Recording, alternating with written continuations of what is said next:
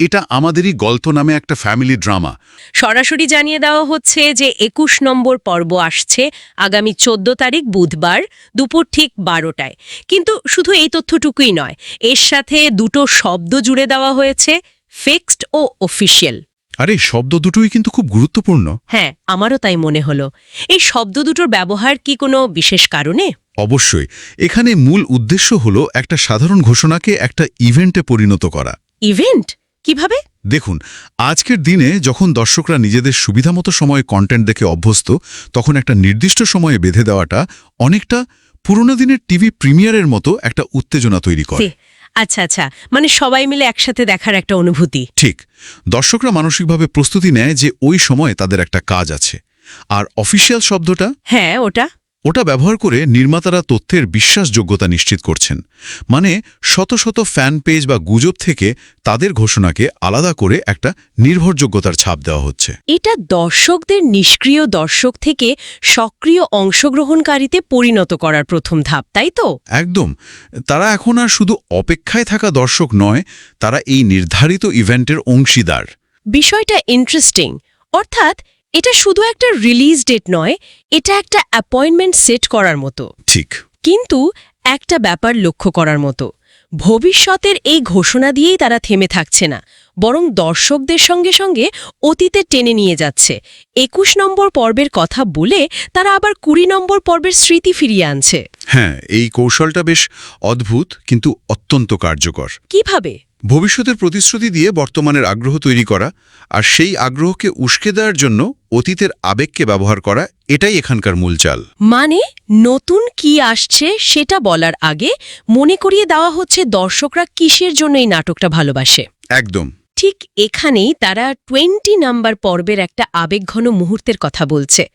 নাটকের নায়ক সামির যখন তার স্ত্রীর দেওয়া ব্যবসার টাকা ফিরিয়ে দিয়ে বলে, যৌতুকের টাকায় আমি ব্যবসা করব না। স্ক্রিপ্টে বলা হচ্ছে এই দৃশ্যটা নাকি দর্শকদের হৃদয় ছুঁয়ে গেছে। এটা তো শুধু গত পর্বের একটা সাধারণ রিক্যাপ নয়, এর চেয়েও বেশি কিছু মনে হচ্ছে। এটা শুধু সারসংক্ষেপ নয়, এটা হলো চরিত্রের নৈতিক ভিত্তিটাকে আবার ঝালিয়ে নেওয়া। আচ্ছা, দর্শকরা কেন সামিরের পক্ষে, কেন তার কষ্টে তাদের খারাপ লাগে, সেই অনুভূতির পুনর্জাগরণ ঘটানো হচ্ছে। এর মাধ্যমে নির্মাতারা নিশ্চিত করছেন যে দর্শকরা শুধু গল্পের পরবর্তী মোড়ের জন্য অপেক্ষা করছে না, তারা তাদের পছন্দের চরিত্রের আদর্শের জয় দেখার জন্য অপেক্ষা করছে। ঠিক তাই। এটা প্লট কেন্দ্রিক আকর্ষণের চেয়ে চরিত্র কেন্দ্রিক আকর্ষণকে বেশি গুরুত্ব দেয়, যা দর্শকদের সাথে অনেক গভীর এবং দীর্ঘস্থায়ী সম্পর্ক তৈরি করে। আর চরিত্রের প্রতি এই সহানুভূতি তৈরির পরেই তারা গল্পের মূল দ্বন্দ্বটাকে সামনে আনছে। জামশেদ আর ফাহাদের সংঘাতের কথা বলা হচ্ছে। হ্যাঁ, উত্তেজনাটা বাড়ানো হচ্ছে। জামশেদ কিভাবে ফাহাদকে ধ্বংস করতে চায়, শায়রাকে দিয়ে মীরা আর ফাহাদের সম্পর্কে ভাঙন ধরাতে চায়, এই বিষয়গুলো উল্লেখ করে কিছু প্রশ্ন ছুড়ে দেওয়া হচ্ছে। যেমন, জামশেদ কি শেষ পর্যন্ত ফাহাদকে ধ্বংস করতে পারবে? এখানে তারা খুব সচেতনভাবে একটা ওপেন লুপ বা অসম্পূর্ণ বৃত্ত তৈরি করছে। Open loop? হ্যাঁ, মানুষের মস্তিষ্ক স্বাভাবিকভাবেই অসম্পূর্ণ তথ্য বা অমীমাংসিত প্রশ্ন দেখলে অস্বস্তিতে ভোগে এবং তার সমাধান খুঁজতে চায়। তার মানে এই প্রশ্নগুলো দর্শকদের মনে ঠিক সেই অস্বস্তিটাই তৈরি করছে। একদম। তারা নিজের অজান্তেই ভাবতে শুরু করে এরপর কি হবে। উত্তরটা জানার জন্য তাদের মধ্যে একটা মনস্তাত্ত্বিক তাড়না তৈরি হয়। পরের পর্ব দেখার জন্য এর চেয়ে শক্তিশালী কোনো চাল হতে পারে না। এই পর্যন্ত তো গেল গল্প আর চরিত্র নিয়ে খেলা, কিন্তু এরপর আমি একটা বিষয় খেয়াল করলাম যা আমার কাছে সবচেয়ে অভিনব মনে হয়েছে। কি সেটা? তারা সরাসরি দর্শকদের করা মন্তব্য উল্লেখ করছে। যেমন, দর্শকরা কমেন্টে জানতে চাইছে, স্বামীরের সফলতা কবে দেখব, বা বাড়ির ছোট নবাব স্বামীর কি নিজের পায়ে দাঁড়াতে পারবে। বা এটা কি শুধু দর্শকদের খুশি করার জন্য, নাকি এর পিছনে আরও গভীর কোনো উদ্দেশ্য আছে? আপনি যে প্রশ্নটা করলেন, ওখানেই এই যুগের কন্টেন্ট মার্কেটিংয়ের মূল সূত্রটা লুকিয়ে আছে। এটাকে শুধু খুশি করা বললে খুব কম বলা হবে। তাহলে এটা আসলে এক ধরনের কমিউনিটি বিল্ডিং এবং কো-ক্রিয়েশন বা যৌথ নির্মাণের দিকে এগিয়ে যাওয়া। মানে যখন একজন দর্শক দেখে যে তার করা মন্তব্য বা প্রশ্নটি নির্মাতারা শুধু পড়ছেনই না, বরং সেটাকে তাদের অফিশিয়াল আপডেটের অংশ করে নিচ্ছেন, তখন সে নিজেকে আর নিছক একজন গ্রাহক ভাবে না। সে নিজেকে ওই নাটকের কমিউনিটির একজন গুরুত্বপূর্ণ সদস্য ভাবতে শুরু করে। ঠিক। তার মানে এটা একতরফা যোগাযোগ না রেখে একটা দ্বিমুখী সংলাপে পরিণত করার চেষ্টা। ঠিক তাই, এটা নির্মাতাদের তরফ থেকে একটা স্বীকৃতি যে আমরা তোমাদের কথা শুনছি। আর এর ঠিক পরেই তারা একটা মাস্টার স্ট্রোক দিয়েছে। কোনটা? তারা বলছে দর্শকদের করা এই প্রশ্নগুলোর উত্তর নাকি ২১ নম্বর পর্ব থেকেই মিলতে শুরু করবে। ও, এটা তো অসাধারণ একটা কৌশল। অবশ্যই, প্রথমে দর্শকদের প্রশ্নকে গুরুত্ব দেয়া হলো, তারপর প্রতিশ্রুতি দেয়া হলো যে উত্তর আসছে এবং খুব তাড়াতাড়ি আসছে। এর ফলে ২১ নম্বর পর্বটা তো আর শুধু একটা সাধারণ পর্ব থাকছে না, এটা দর্শকদের কাছে একটা প্রত্যাশিত উত্তরের ভাণ্ডার হয়ে উঠছে। একদম, এটাকে এক ধরনের ন্যারেটিভ কন্ট্রাক্ট বা গল্পের চুক্তি বলা যেতে পারে। নির্মাতারা দর্শকদের সাথে একটা অলিখিত চুক্তি করছেন যে তোমরা যা জানতে চাও আমরা তা দেখাবো। আর এই প্রতিশ্রুতির ফলে দর্শকদের প্রত্যাশা বহুগুণে বেড়ে যায় এবং পর্বটি দেখার জন্য তাদের আগ্রহ তুঙ্গে ওঠে। প্রত্যাশা তৈরির এই প্রক্রিয়ার পরেই তারা ২১ নম্বর পর্বে কি হতে পারে তার কিছু রহস্যময় ইঙ্গিত দিচ্ছে। ধেয়ে আসছে বড় ঝড়, কোনো কিছুই কিন্তু পরিষ্কার করে বলা হচ্ছে না, এবং না বলাটাই এখানে মূল কৌশল। তাই এই ধরনের অস্পষ্ট কিন্তু উত্তেজনাপূর্ণ শব্দগুচ্ছ যেমন বড় ঝড় বা নতুন চ্যালেঞ্জ দর্শকদের কল্পনাকে উস্কে দেয়। আচ্ছা, তারা নিজেরা ভাবতে শুরু করে। হ্যাঁ, তারা নিজেরা ভাবতে শুরু করে এই চ্যালেঞ্জটা কি হতে পারে, মিহিন কি এমন সিদ্ধান্ত নেবে যা সবকিছু বদলে দেবে। এই জল্পনা কল্পনাগুলোই আসলে আসল এনগেজমেন্ট। তার মানে দর্শকরা তখন কমেন্ট বক্সে ফ্যান গ্রুপে নিজেদের থিওরি নিয়ে আলোচনা শুরু করে। ঠিক, অর্থাৎ পর্ব মুক্তির আগেই নাটকটি আলোচনার কেন্দ্রে চলে আসে, যা পুরোপুরি অর্গ্যানিক মার্কেটিংয়ের কাজ করে। আর সব শেষে সুপার ইন্টেন্স শব্দটা ব্যবহার করে পর্বটি নিয়ে একটা হাইপ তৈরি করা হচ্ছে। একদম, যে পর্বটা চরম উত্তেজনাপূর্ণ হবে। তাহলে পুরো প্রক্রিয়াটাই খুব পরিকল্পিত। প্রথমে একটা নির্দিষ্ট সময় ঘোষণা করে ইভেন্ট তৈরি করা, তারপর পুরনো আবেগ আর দ্বন্দ্বকে ফিরিয়ে এনে সংযোগ স্থাপন করা, এরপর দর্শকদের মন্তব্যকে গুরুত্ব দিয়ে তাদের কমিউনিটির অংশ বানানো, এবং সবশেষে রহস্যময় ইঙ্গিত দিয়ে আগ্রহকে চরমে নিয়ে যাওয়া। প্রতিটা ধাপ দর্শকদের মানসিকভাবে পরবর্তী পর্বের জন্য প্রস্তুত করছে। আর তাদের শুধু দর্শক হিসাবে নয়, বরং এই যাত্রার একজন সঙ্গী হিসাবে ভাবতে উৎসাহিত করছে। একদম।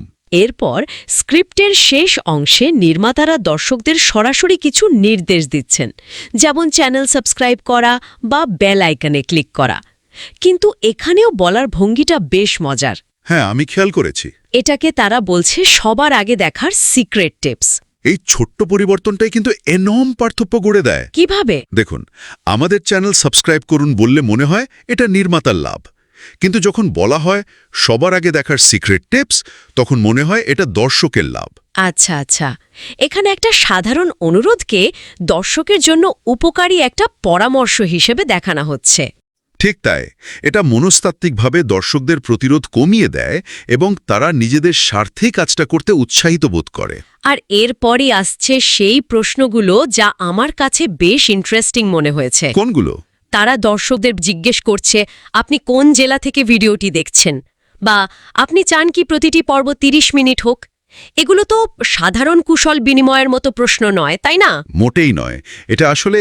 এটা হলো ছদ্মবেশী বাজার গবেষণা। বাজার গবেষণা? হ্যাঁ, প্রথম প্রশ্নটি কোন জেলা থেকে দেখছেন, এটা নির্মাতাদের তাদের দর্শক শ্রেণীর ভৌগোলিক অবস্থান বুঝতে সাহায্য করে। আচ্ছা, মানে কোন অঞ্চলে তাদের নাটক বেশি জনপ্রিয়। ঠিক, এই তথ্য ব্যবহার করে তারা ভবিষ্যতে টার্গেটেড মার্কেটিং করতে পারে বা কোনো ব্র্যান্ডের সাথে কোলাবোরেশনের সময় এই ডেটা দেখাতে পারে। ইন্টারেস্টিং। আর পর্বের দৈর্ঘ্য নিয়ে প্রশ্নটা, আপনি চান কি প্রতিটি পর্ব ৩০ মিনিট হোক? এটা তো সরাসরি দর্শকদের কাছ থেকে পণ্যের ফিডব্যাক নেওয়া। দর্শকরা লম্বা পর্ব পছন্দ করছে নাকি ছোট, এই তথ্যটা জানা যে কোনো নির্মাতার জন্য বিশ্বন্য। এর ওপর ভিত্তি করে তারা ভবিষ্যতে পর্বের দৈর্ঘ্য বা কন্টেন্টের গতি নির্ধারণ করতে পারে। ঠিক, আর সবচেয়ে বড় কথা হলো এই প্রশ্নগুলোর মাধ্যমে দর্শকদের মনে এই ধারণা তৈরি করা হয় যে তাদের মতামতকে গুরুত্ব দেওয়া হচ্ছে এবং তাদের পছন্দ অনুযায়ী নাটকটি বানানো হচ্ছে। একদম, এটা দর্শকদের আনুগত্য বা লয়্যাল্টি তৈরিতে অমচম সাহায্য করে। তাহলে সব মিলিয়ে যা দাঁড়াচ্ছে, এই স্ক্রিপ্টটি একটি সাধারণ আপডেট ভিডিওর চেয়ে অনেক বেশি কিছু। অবশ্যই। এটা দর্শকদের সাথে সম্পর্ক তৈরি এবং তা টিকিয়ে রাখার জন্য, মানে খুব যত্ন করে ডিজাইন করা একটা আধুনিক মার্কেটিং টুল। প্রতিটি প্রশ্ন, প্রতিটি শব্দ সবকিছুর পেছনেই একটা সুনির্দিষ্ট ব্যবসায়িক এবং মনস্তাত্ত্বিক উদ্দেশ্য কাজ করছে। একদম তাই। এটা প্রমাণ করে যে ডিজিটাল যুগে একটি শোয়ের সাফল্যের জন্য শুধু মূল কন্টেন্ট বা গল্পই যথেষ্ট নয়, এর চারপাশে এই ধরনের সাপোর্টিং কন্টেন্টের একটি ইকোসিস্টেম তৈরি করাটাও সমান গুরুত্বপূর্ণ। ঠিক, মূল নাটকটি যদি গাছ হয় তাহলে এই আপডেট ভিডিওগুলো হলো সেই গাছের জল, সার আর আলো বাতাস, যা তাকে বাঁচিয়ে রাখে এবং দর্শকদের বারবার ফিরিয়ে আনে। সত্যি একটা সাধারণ ইউটিউব ভিডিওর স্ক্রিপ্টের ভেতরে যে এত গভীর কৌশল লুকিয়ে থাকতে পারে, সেটা ভাবলে অবাক হতে হয়। আর এখানেই আমাদের আজকের আলোচনার একটা বড় প্রশ্ন লুকিয়ে আছে। কি সেটা? ডিজিটাল প্ল্যাটফর্মে যখন কন্টেন্টের যোগান অফুরন্ত এবং দর্শকদের মনোযোগ ধরে রাখাটা সবচেয়ে বড় চ্যালেঞ্জ, তখন একটি শোকে টিকিয়ে রাখার জন্য দর্শকদের সাথে এই ধরনের সরাসরি, ব্যক্তিগত এবং ধারাবাহিক যোগাযোগ কি অপরিহার্য হয়ে উঠছে? এবং এর ফলে কি নির্মাতা এবং দর্শকদের মধ্যকার যে চিরাচরিত সীমারেখা তা ধীরে ধীরে ঝাপসা হয়ে যাচ্ছে? আমরা হয়তো এমন এক ভবিষ্যতের দিকে এগোচ্ছি যেখানে দর্শকরা পরোক্ষভাবে কন্টেন্টের গতিপথ নির্ধারণে একটা বড় ভূমিকা পালন করবে।